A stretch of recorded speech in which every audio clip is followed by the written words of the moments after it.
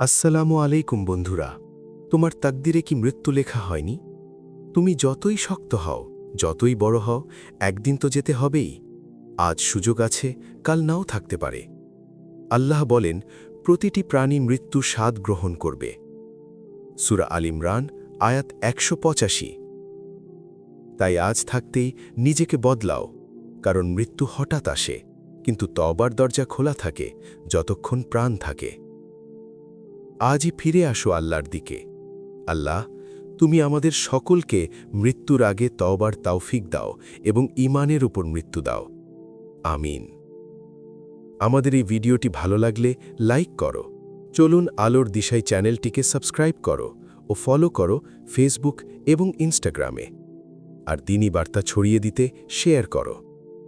আবার দেখা হবে নতুন ভিডিওতে ইনশাল্লাহ। আসসালামু আলাইকুম ওয়া রাহমাতুল্লাহ।